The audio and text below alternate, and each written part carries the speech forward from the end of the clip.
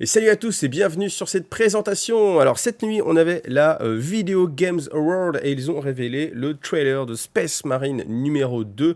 Alors on avait déjà vu quelques images et j'avoue que ça donnait envie. Et encore, c'était avant que je découvre Darktide et là peut-être si vous me suivez un petit peu sur Twitch, vous avez vu, je stream un petit peu de Darktide. Alors j'ai pas vraiment beaucoup trop de temps pour y jouer, mais quand j'y joue, franchement, je suis bluffé et j'étais bluffé par l'univers dans lequel on est. Alors vous dites l'univers, oui, on le connaît, c'est Warhammer 40 000. Ouais, mais c'est une chose de le connaître à travers des illustrations et de le vivre et de l'arpenter dans les décors du jeu vidéo. Et j'avoue que franchement, bah, ça me rend jaloux. Ça me rend jaloux vis-à-vis de tous les streamers qui font que du jeu vidéo parce que ils ont tout de suite accès à cet univers et ils peuvent plonger dedans beaucoup plus facilement. Et c'est vrai que nous qui jouons au jeu de figurines depuis pas mal de temps, enfin, je veux dire, avant de jouer sur une table qui représente ce que là, juste on a à l'écran, c'est fou. Enfin, qui a une table comme ça, c'est vraiment incroyable. C'est pareil, il faut monter ses figurines, il faut les peindre, etc. Vous jouez dans le jeu vidéo, directement, non seulement vous pouvez profiter, donc vous avez un gain de temps énorme, mais en plus, eh ben, ça pète, ça pète. Et je peux vous dire que dans Darktide, alors moi quand je joue, je suis pas le meilleur élément de l'équipe parce que je passe vraiment pas mal de temps à explorer un petit peu, à regarder vraiment, à m'imprégner des décors parce que franchement c'est génial. Quand vous avez connu ce jeu-là depuis, je sais pas depuis combien de temps je joue, enfin 25 ans, le voir prendre vie directement en mode immersif comme ça, il faudrait avec un casque de réalité virtuelle, ça doit être encore plus beau. Enfin, c'est vraiment incroyable. Et dans Darktide, je trouve que c'est vraiment assez incroyable. Et là, Space Marine, quand on va voir les images, alors j'ai pas encore vu le trailer, hein, je me le réserve pour le regarder avec vous en direct, en soi-disant direct, le direct live, je vais le découvrir avec vous. Je pense que ça va être un level encore de fou. Donc ce que je vous propose, c'est qu'on y va directement et on regarde ce trailer. Alors, j'ai coupé la musique pour les droits d'auteur, et puis j'enlève ma tête comme ça, vous l'avez en plein écran. Alors, c'est parti. Ah mais voilà, quand vous voyez ce genre de choses, déjà, enfin ça fait rêver quoi. Donc du beau Primaris, voilà, très joli, avec des beaux battle damage. Donc là, alors bien sûr, ah oui voilà, quand on voit ça, enfin vous voyez, est-ce qu'il n'est pas dans une partie que vous allez pouvoir dégommer autant de, autant de tyrannides? Ah, c'est beau, enfin franchement quand on voit ça, les environnements en mode ouvert, en plus c'est du tyrannide, c'est tellement beau les tyrannides, parce que c'était Orc hein, la première version, oh, attends, c'est beau. Enfin, vous voyez, ça, ce genre de choses comme ça, hyper immersive, c'est beau. Alors, après, là, je suis en train de me dire, c'est vrai qu'il est vraiment tout seul, tout seul, tout seul. Peut-être que... Oh la vache, la vache. Ça donne envie. Hein. Franchement, qui n'a pas envie, là? Qui n'a pas envie? Ça, c'est encore une... Oh la vache. Mais vous voyez, comme je vous dis, que vous pouvez vous fighter une armée complète, c'est ça, c'est incroyable. Donc 2023, bon 2023 c'est dans un mois à peine. Hein. Bon, je n'ai pas la date exacte, peut-être vous l'avez. Vous voyez, je remets un petit peu quand même le trailer, mais et en fait, ce qui est vraiment sympa, c'est que vous dites, voilà, ce genre de décor, enfin, on va pouvoir le ressortir. Alors bon, marteau tonnerre contre de l'Ormagont, pas sûr. Après, là, je me dis même, tiens, ça se trouve, il y a des nouvelles figurines, peut-être, vous savez, parce qu'en fait, comme les développeurs travaillent en même temps avec l'équipe du studio Games Workshop, si ça se trouve dans le jeu, on va avoir des previews de peut-être la future boîte, peut-être s'il y a des tyrannides dedans, hein, sait-on jamais.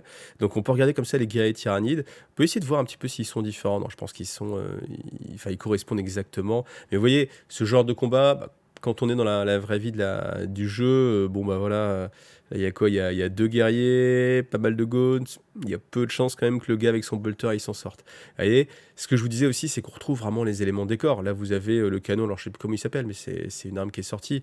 Voilà, les statues aussi, elles proviennent de l'univers, donc c'est assez vraiment formidable. Et c'est aussi très bien si vous voulez des idées pour réaliser vos décors. Moi, c'est ce que je fais sur Darktide. En fait, je suis en train de faire quelques petits screens, quelques petites captures d'écran. Et alors, je pense que c'est un vœu pieux, mais j'aurai sans doute jamais le temps, mais c'est vrai que c'est motivant. Et puis de se dire que bah voilà, on peut réaliser ce type de décor, c'est beau. Puis en plus maintenant, remarquez avec l'impression 3D, je pense au contraire que, vous voyez, là, il y a peut-être des pistes à avoir. Si vous-même vous réalisez des fichiers 3D, ou même si des gens le font, je pense qu'ils peuvent tout simplement prendre des éléments qui ne sont pas déposés et puis le faire. Je sais pas en termes légal, mais si on peut reprendre comme ça des éléments du jeu vidéo qui n'existent pas en termes de figurines pour pouvoir les replacer. Mais bon, voilà. Allez, on va passer parce que sinon la vidéo va... je vais les passer en boucle.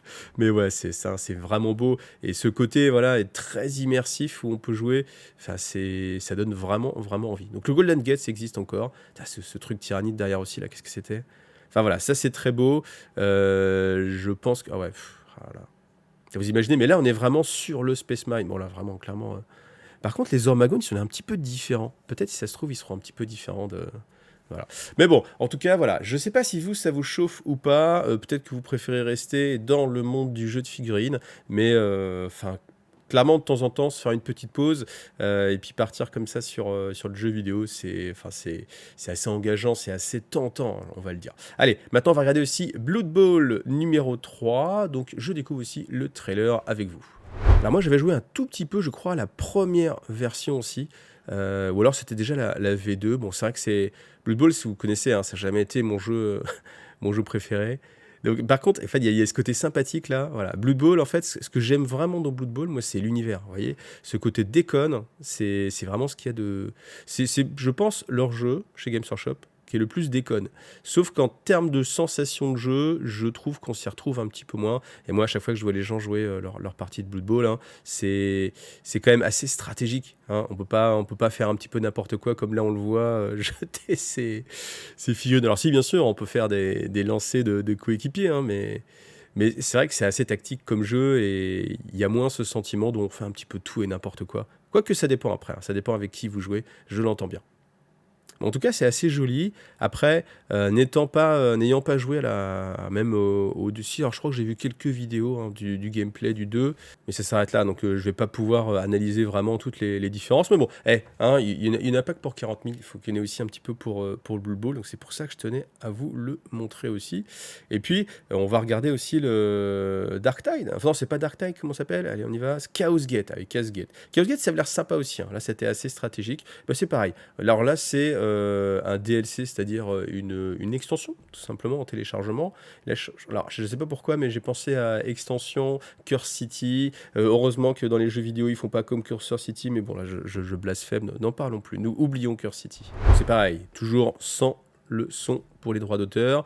Alors oui, là c'est plus du, alors je sais pas comment ça s'appelle, mais du RPG tactique peut-être. C'est-à-dire que vraiment, vous avez en fait, je crois, des zones de mouvement, vous déplacez vos unités, comme ça, enfin figurine par figurine. Ça va l'air assez intéressant parce que du coup, c'est vraiment le jeu tactique, où on n'est pas dans le côté bourrin, exactement l'inverse de ce qu'on avait sur Space Marine. Donc là, on a les Chevaliers Gris. Ça fait plaisir de revoir en fait un Dread. Moi, je me rappelle ce Dread quand il était sorti, enfin avec les Chevaliers Gris. Je me rappelle mon premier Dread Forge World, Grey Knight, c'était une toute beauté. Il était toute beauté ce Dread par rapport au Dread classique qui existait. Moi, j'avais évidemment pioché chez Forge World.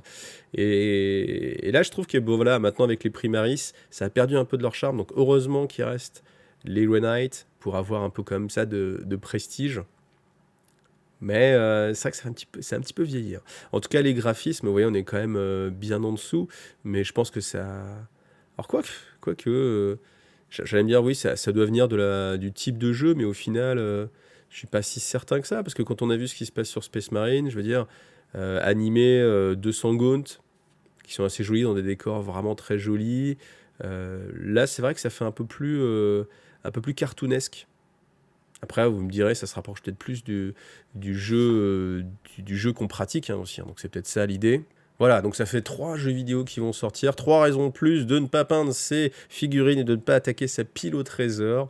Mais bon voilà, après, je pense que ça fait du bien, vous voyez, je vois moi ce que je vis en fait, et c'est vrai qu'il y a tout le temps dans la figurine, mais quand on est passionné, en sortir un petit peu, mais rester quand même dedans à travers des jeux vidéo, et ben, au final, c'est quand même pratiquer un petit peu sa passion, et puis au moins sur le côté univers, c'est hyper immersif. Et là vraiment, moi ce qui m'intéresse, c'est Space Marine, et puis franchement, honnêtement, moi, ça me donne presque envie d'aller retourner faire une partie de Dark Tide. Mais je vais d'abord vous monter cette vidéo-là et puis après on verra. Voilà. En tout cas, eh bien, dites-moi en commentaire si vous êtes hypé par les jeux vidéo. Est-ce que vous jouez beaucoup aux jeux vidéo aussi? Je suis assez curieux de voir la part de joueurs. En fait, je crois que j'avais déjà fait un test dans Tarif et News ou une autre vidéo. Et puis, je crois qu'on était quand même dans les 30% de joueurs, voire même certains qui faisaient que du jeu vidéo, mais regardaient quand même malgré tout la chaîne pour l'univers, les vidéos lore, etc. Donc voilà. Mettez-moi tout ça en commentaire. Merci à vous d'avoir vu cette vidéo. Pensez à liker et vous abonner. Merci à vous. Allez, à bientôt. Salut à tous.